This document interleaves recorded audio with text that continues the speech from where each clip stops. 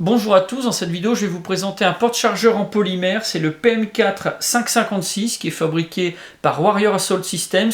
C'est un équipement que vous pourrez trouver à 39 € sur le site et dans les shops Le Petit Tambour.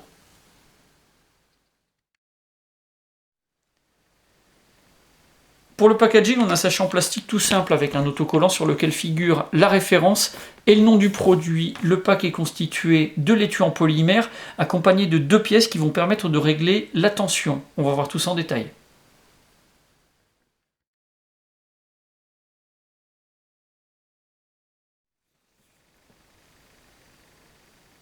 L'étui est prévu pour être installé sur des passantes type molly, quelque chose de tout à fait standard. Pas besoin d'acheter de système de fixation puisque l'étui est déjà équipé de deux pattes qui sont prévues à cet effet. Elles sont verrouillées en partie supérieure, il va falloir les désengager pour pouvoir installer l'étui sur les passants.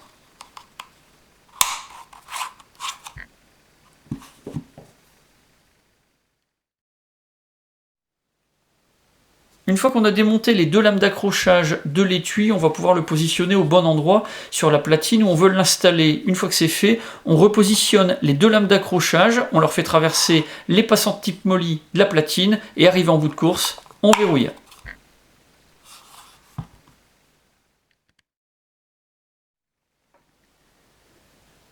L'inclinaison de l'étui est réglable, on va pouvoir le faire tourner à 360 degrés par rapport à sa plaque d'accrochage. Ici vous avez une partie crantée sur la plaque d'accrochage, une autre sur l'étui, et donc on va pouvoir régler. Pour ça il va falloir se munir d'un tournevis cruciforme, faire sauter le petit cache qui se trouve juste ici pour pouvoir libérer un trou et donc accéder à une vis cruciforme qui se trouve dans le fond de l'étui. Une fois qu'on a dévissé, on va pouvoir régler l'étui, repositionner ensuite la vis, resserrer et replacer le cache par la suite.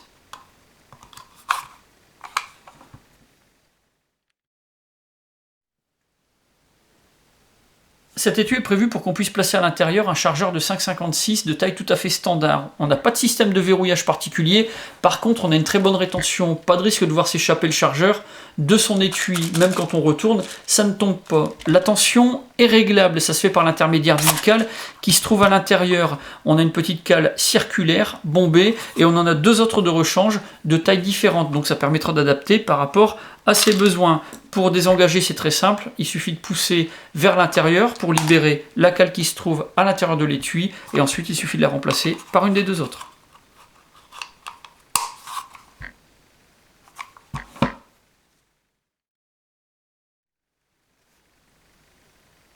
Pour ce porte-chargeur, j'ai un avis qui est vraiment très positif. C'est du matériel professionnel qui est extrêmement résistant et qui est extrêmement bien conçu.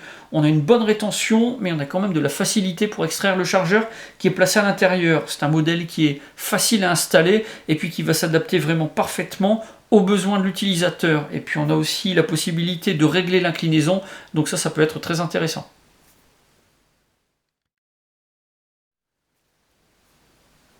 Le seul point négatif concernant ce porte-chargeur, c'est qu'on n'aura pas la possibilité d'en coupler deux exemplaires.